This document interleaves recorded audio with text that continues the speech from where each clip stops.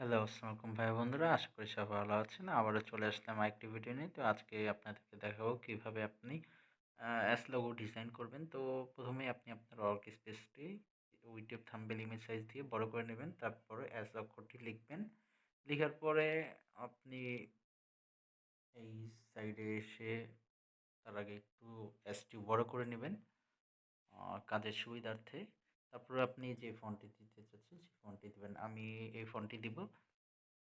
তো দেওয়ার পরে আমি এটিকে রিলেটিভ পজিশনে এসে সেন্টার করে নিব। তারপর আরেকটি কপি করে এটিকেও পজিশনে নিয়ে এসে দুটো লেয়ার একসাথে সিলেক্ট করে মার্জ করে দিব। মার্জ করে দেওয়ার পরে আমি এই এর এখানে যে একটা পয়েন্টার দেখছেন ডান দিকে এইটাতে এইভাবে টান দিয়ে একটু সাইডের থেকে বড় করে নেব। তারপর এটাকে আবারও সেন্টার করে নেব। করে নেওয়ার পরে এটি আরেকটি কপি করব। কপি করে আমরা এটি এখানে রাখবো। রেখে এটার কালার আমরা রেড করে দিব। তারপরে আমরা এটাকে একটু বড় করব। বড় করে নেওয়ার পরে আবার আমরা এখন এটাকে 2 ব্যাক করব। 2 ব্যাক করার পরে এখন আমরা সেন্টার করে নেব। সেন্টার করে নেওয়ার পরে এখন আমরা দেখি একটু মিনিট ঠিক আছে কিনা সব। ওকে। এটা একটু ছোট করতে হবে। পজিশন ঠিক করে নিলাম।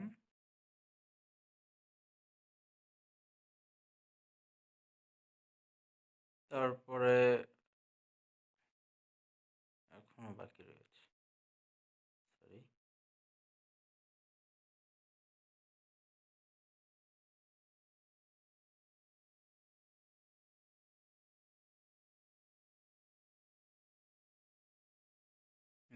ঠিক মতো সুন্দরভাবে এইভাবে এইখানে নিয়ে এসে অ্যাডজাস্ট করে নেব। অ্যাডজাস্ট করে নেওয়ার পরে এটি আরেকটি কপি করব। কপি করে এখন আমরা এটার কালার আমরা ব্ল্যাক করে দেব। ব্ল্যাক করে আমরা একটু ছোট করে নেব। ছোট করে এটিকে সেন্টার করে নেব। সেন্টার করে নেওয়ার পরে একটু দেখে নিই। অ্যাডজাস্ট করে নিই। অ্যাডজাস্ট করে নিব। অ্যাডজাস্ট করে নেওয়ার পর সবকটি লেয়ার একসাথে সিলেক্ট করে মার্জ করে দেব। মার্জ করে দেওয়ার পর আমরা নিচে আসবো। ইরেজ কালারে এসে আমরা এটি এনেবল করে ব্ল্যাক কালারটি রিমুভ করে দিব। আর টলারেন্স আমরা 54 62 42 42 রাখবো। হ্যাঁ, 42 রাখলাম। তারপরে আমরা এটি আরেকটি সিলেক্ট করে এইভাবে নিয়ে এসে সেন্টার করে দুটো একসাথে লেয়ার আমরা সিলেক্ট করে মার্জ করে দেব। মার্জ করে দেওয়ার পরে এখন আমরা স্ট্রোকে আসব।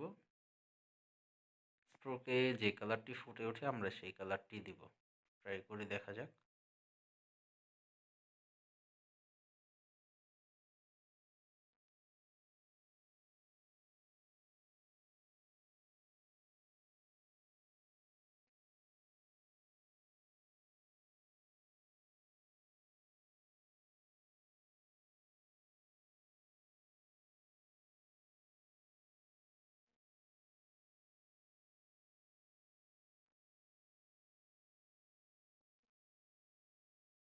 আমরা হোয়াইট কালারটি দিলাম।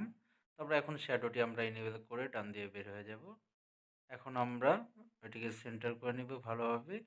সবসময় সেন্টার করে নেবেন যাতে আপনার কাজ করতে সুবিধা হয়। তারপরে এখন আমাদের কাজ একেবারেই শেষ। এখন যেটি করবেন আপনি কোনো ব্যাকগ্রাউন্ড দিতে চাইলে সেই ব্যাকগ্রাউন্ড দিতে পারেন। আমি আপাতত ফার্স্টে ব্যাকগ্রাউন্ড ছাড়া আর কি ট্রান্সপারেন্টে আমরা এটি স্টোরেজে সেভ করব। তারপরে আপনি যে কোনো একটি ব্যাকগ্রাউন্ড সিলেক্ট করে দিতে পারেন।